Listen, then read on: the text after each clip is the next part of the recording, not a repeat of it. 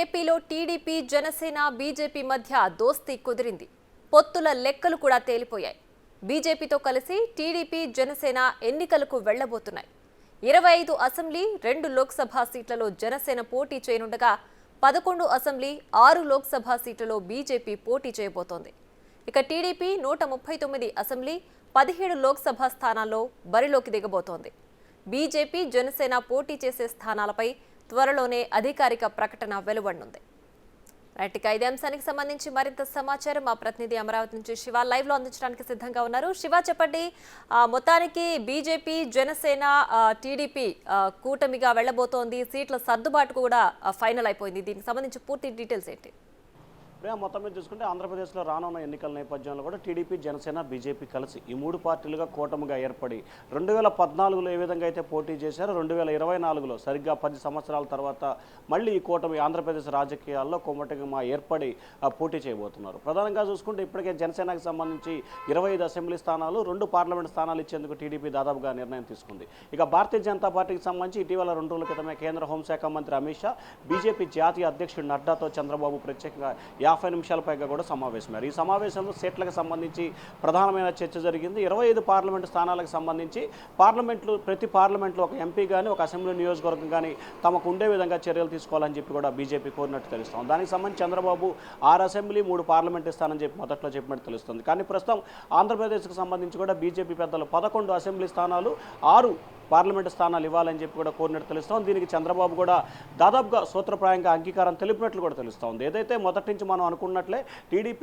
TDP Janasena BJP 2 పార్టీలకు సంబంధించి 32 నుంచి 35 అసెంబ్లీ స్థానాలు 6 నుంచి 8 పార్లమెంటు స్థానాలు ఇవ్వాలని చెప్పి కూడా నిర్ణయం తీసుకున్నట్టు తెలుస్తాం. దానికి అనుగుణంగానే ప్రస్తుతం ఈ కేటాయింపులు కూడా జరిగినట్టు తెలుస్తోంది. ప్రధానంగా ఆంధ్రప్రదేశ్లో భారతీయ జనతా పార్టీకి సంబంధించి 6 పార్లమెంటు స్థానాల్లో పోటీ చేయాలని చెప్పి నిర్ణయం తీసుకుంది. ఒక ఉత్తరాంధ్రకు సంబంధించి విశాఖపట్నం, అలాగే ఉభయ గోదావరి జిల్లాలకు సంబంధించి కూడా రాజమండ్రి, ఏలూరు లేదా నరసాపురం ఒక పార్లమెంటు స్థానం, అలాగే విజయవాడకు సంబంధించి ఒక పార్లమెంటు స్థానం, లేకపోతే నరసరావుపేట, విజయవాడ కానీ నరసరావుపేట కానీ ఒక పార్లమెంటు స్థానాన్ని ఇవ్వాలని చెప్పి వారు కోరుతున్న పరిస్థితి కనిపిస్తూ ఉంది. అలాగే రాయలసీమ ప్రాంతానికి సంబంధించి రాజంపేట పార్లమెంట్ను కూడా వీరు ప్రధానంగా కోరుతూ ఉన్నారు. అయితే మొత్తం 6 అసెంబ్లీ స్థానాలకు సంబంధించి కూడా వీరు ప్రధానంగా దాదాపుగా 6 పార్లమెంటు స్థానాలకు సంబంధించి దాదాపుగా నిర్ణయం తీసుకున్నట్టు తెలుస్తూ ఉంది. ఇప్పటికే విశాఖపట్నం, నరసాపురం, విజయవాడ, నరసరావుపేట, రాజంపేట, హిందూపురం ఈ పార్లమెంటు స్థానాలకు సంబంధించి దాదాపుగా నిర్ణయం అయితే తీసుకున్నట్టు తెలుస్తూ ఉంది. అయితే బీజేపీ పెద్దలకు ఇదే రకమైన సమాచారాన్ని కూడా ఇచ్చినట్టు తెలుస్తూ ఉంది. ఇక అసెంబ్లీ స్థానాలకు సంబంధించి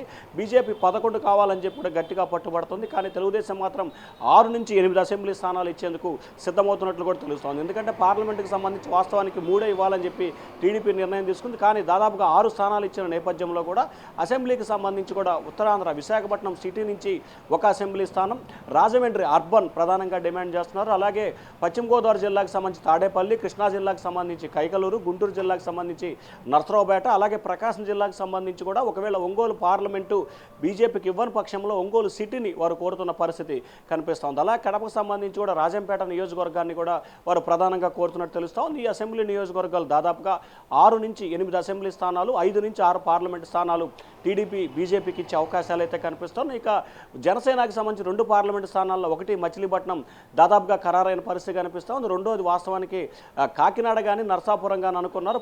ప్రస్తుతం నరసాపురం బీజేపీ కనుక ఆశిస్తున్నట్లయితే కాకినాడ జనసేనకి ఇచ్చే అవకాశాలు అయితే కనిపిస్తున్నాయి. మిగిలిన చోట్ల దాదాపుగా 17 లోక్సభ స్థానాలకు సంబంధించి తెలుగుదేశం పార్టీ పోటీ చేసే అవకాశాలు కనిపిస్తూ ఉన్నాయి. అలాగే దాదాపుగా 139 నుంచి 140 స్థానాల్లో కూడా అసెంబ్లీ స్థానాల్లో టీడీపీ పోటీ చేసే అవకాశాలు అయితే కనిపిస్తూ ఉన్నాయి. Priya. Right Shiva, thanks for the updates.